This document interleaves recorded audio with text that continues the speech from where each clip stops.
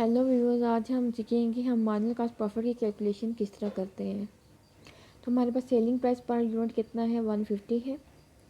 जबकि direct variable cost निकालते हैं, डायरेक्ट मटेरियल पर यूनिट हम आपके पास कितना है जी, 35 है जी। Direct labour hour per unit कितना है, 25 है। जबकि हमारे पास variable production overhead per unit कितना है जी, 10 है। इस तरह मार्जिनल कॉस्ट पर यूनिट हमारे पास कितनी बन रही है, 70 बन रही है। उसके बाद हमारे पास बची फीस ओवरहेड हमारे पास 1,10,000 पर मंथ की है। तो हम following actual data relate to July and August का देख लेते हैं। हम फिश प्रोडक्शन कास्ट हमारे पास कितनी है, जुलाई में 1,10,000 हुई है। जबकि प्रोडक्शन 2 लाख यूनिट्स बनाए हैं और सेल हमने 1,500 यूनिट्स की है। जबकि अगस्त में हमने फिश प्रोडक्शन ओवरहेड जो से की है 1,10,000 ही है। यूनिट्स हमने बनाए हैं 2,500 यूनिट्स। जबकि हमने सेल जो की है 3,000 यूनिट्स की है। अच्छा हमारे पास जुलाई में कोई ओपनिंग इन्वेंट्री नहीं थी।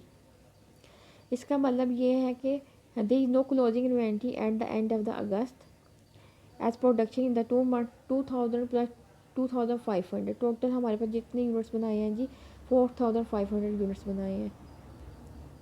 और सेल हमने कितनी की है, 1,500 प्लस 3,000 यूनिट्स, 4,500 यूनिट्स। तो देख लेते हैं, हमने सेल में 1,500 यूनिट्स थे, उनका रेट 150 था। और 3,000 यूनिट्स थे, उनका रेट 150 है। तो ये जुलाई के महीने में हमने जो टोटल सेल की है जुलाई के महीने में, वो बनती है 2,25,000। पहले हम जुलाई के डेटे का कैलकुलेशन कर लेते हैं। ओपनिंग इन्वेंट्री हमारे पास जुलाई के महीने में नील थी। जबकि हमारे पास डायरेक्ट मटेरियल हमने जो लगाया है उसके 2,000 यूनिट्स थे और इसका जो रेट था 35 था। तो हमारे पास जो अमाउंट बनती है वो 70,000 बनती है।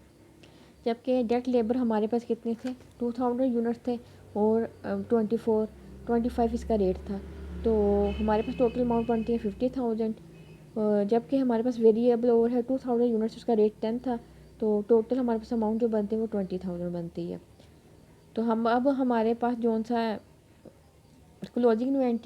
क्लोजिंग इन्वेंट्री हमारे पास के 500 यूनिट्स थे। तो हमारे पास जो सी इसकी variable cost total per unit बन रही है वो 70 बन रही है। 500 यूनिट्स को अगर हम 70 से मल्टीप्लाई करें तो 35,000 की जो सी अमाउंट है वो हम डिडक्ट करेंगे। तो हमारे पास कास्ट ऑफ सेल क्या निकल आती है, 1,05,000 निकल आती है। तो हम क्या करेंगे, इस अमाउंट को सेल में से डिडक्ट कर देंगे। जुलाई के महीने हमने जो टोटल सेल की है वो है 2,25,000। इसमें से हम 1,05,000 माइनस कर देंगे तो हमारे पास जो कंट्रीब्यूशन आएगा वो आएगा 120,000 का आ जाएगा। इसमें से हमने जो फिश प्रोडक्शन कास्ट है वो हमने डिडक्ट कर दी है। फिश प्रोडक्शन कास्ट हमारे पास कितनी है, 1,10,000 है। तो हमारे पास जुलाई के महीने में जो प्रॉफिट हुआ है वो 10,000 है। अब हम अगस्त के महीने का देख लेते हैं।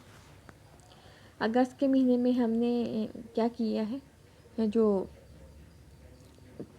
टोटल सेल की है वो की है 4,50,000 की है। जबकि ओपनिंग इन्वेंट्री हमारे पास अगस्त के महीने में, जुलाई के महीने में जो क्लोजिंग इन्वेंट्री है अगस्त के महीने में वो ओपनिंग इन्वेंट्री बन जाएगी। ओपनिंग इन्वेंट्री हमारे पास अगस्त में कितनी 35,000 है। जबकि हमारे पास जो सा अगस्त के महीने में हमने 2,500 यूनिट्स बनाए थे और इसका जो सा हमारे पास रेट है वो 35 है। इसको मल्टीप्लाई करेंगे तो हमारे पास जो अमाउंट बनती है वो बनती है 87,500। इसी तरह डायरेक्ट लेबर आर में हमने 2,500 यूनिट्स बनाए थे, उसका रेट 25 है। अगर हम उसके से मल्टीप्लाई करते हैं तो हमारे पास जो अमाउंट आती है वो 62,500 आती है। इसी तरह हम वेरिएबल ओवरहेड ले रहे हैं, 2,500 यूनिट्स थे, उसको अगर हम 10 से मल्टीप्लाई करते हैं तो जो अमाउंट हमारे पास आती है वो 25,000 यूनिट्स आती है। तो अब अब अगस्त के महीने में हमारे पास क्लोजिंग इन्वेंट्री कोई नहीं है, नील है। तो हमारे पास जो ये अमाउंट बनती है 2,10,000 बनती है। इस अमाउंट को सेल में से इस अमाउंट को डिडक्ट कर देंगे। सेल हमने की है 4,50,000 और हमारे पास जो वेरिएबल कॉस्ट आ रही है वो बन रही है 2,10,000। तो हमारे पास जो सा रिमेनिंग अमाउंट बचती है वो कितनी बचती है, कंट्रीब्यूशन हमारे पास कितना आ रहा है, कंट्रीब्यूशन हम किस तरह निकालते हैं, sale minus variable cost equal to contribution. Contribution हमारे पास कितना निकल रहा है, 2,40,000। इसमें से हम ये हमारे पास जो कंट्रीब्यूशन पर यूनिट नहीं है बल्कि टोटल कंट्रीब्यूशन निकला है हमारे टोटल यूनिट्स पे। अब इसमें हमें फ़िक्स कास्ट हमारे पास सेम रहती है, चाहे हम यूनिट्स बढ़ाएं या कम करें, उसका फ़िक्स कास्ट पे कोई भी इफ़ेक्ट नहीं पड़ता है। चेंज सिर्फ वेरिएबल कास्ट होती है, फ़िक्स कास्ट हमेशा सेम रहती है। तो अगस्त के महीने में भी, जुलाई के महीने में भी फ़िक्स कास्ट सेम थी और अगस्त के महीने में भी फ़िक्स कास्ट सेम है। तो 2,40,000 को अगर हम 1,10,000 से डिडक्ट कर देते हैं तो हमारे पास जो प्रॉफिट आता है अगस्त के महीने में 1,30,000 है। इस तरह आपने देखा है कि हमने किस तरह वेरिएबल कास्ट निकाली है। माइनर कास्ट को वेरिएबल कास्ट भी कहते हैं और कंट्रीब्यूशन किस तरह निकलता है, contribution sale minus variable cost equal to contribution unit. और कंट्रीब्यूशन में से अगर हम फिक्स कास्ट निकाल देते हैं तो हमारे पास प्रॉफिट आ जाता है।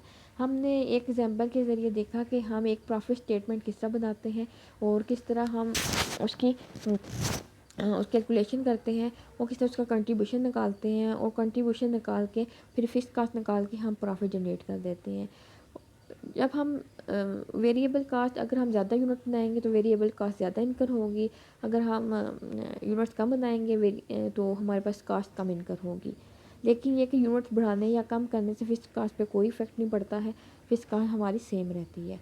सिर्फ इफ़ेक्ट हम जो पड़ता है, इम्पैक्ट जो पड़ता है वो पड़ता है हमारी वेरिएबल कास्ट पे। अगर हम यूनिट्स ज़्यादा बनाएंगे तो हमारी जो सी वेरिएबल कास्ट जो ज़्यादा इनकर होगी, अगर हम यूनिट्स कम बनाएंगे तो हमारी जो वेरिएबल कास्ट होगी कम इनकर होगी। लेकिन अगर हम यूनिट चाहे इंक्रीज़ करें चाहे डिक्रीज़ करें, फिक्स कास्ट पे कोई इम्पैक्ट नहीं पड़ता, फिक्स कास्ट हमारी सेम रहती है। लेकिन ये कि एक कंस्टेंट पीरियड तक वो रहती है, उसके बाद हम फिक्स कास्ट हम चेंज कर सकते हैं। हो सकता है कि हम 1000 यूनिट्स अगर हम बना रहे हैं और उसके बाद तो हमारी फिक्स कास्ट फिर चेंज हो जाए। वन फ़र्ज़ करेंगे अभी हमारे पास फिक्स कास्ट कितनी है, 1,10,000 है और अगर हम 1000 यूनिट्स और बना रहे हैं तो हो सकता है कि हमारी जो सी फिक्स कास्ट है वो इंक्रीज़ हो जाए, 1,10,000 से होकर 1,50,000 पे हो जाए। फिर हम वो जो सी फिक्स कास्ट वो जो चार्ज करेंगे 1,50,000 करेंगे। लेकिन ये कि पर यूनिट्स पे पर फिक्स कास्ट चेंज नहीं रहती, एक कंस्टेंट जो सी अमाउंट पे जाके जो सी फिक्स कास्ट चेंज हो सकती है। लेकिन ये कि इसमें कंसिस्टेंसी चाहिए होती है और फिक्स कास्ट जो सी पर यूनिट पे चेंज नहीं होती है, वेरिएबल कास्ट जो सी पर यूनिट पे चेंज होती है। Thank you so much.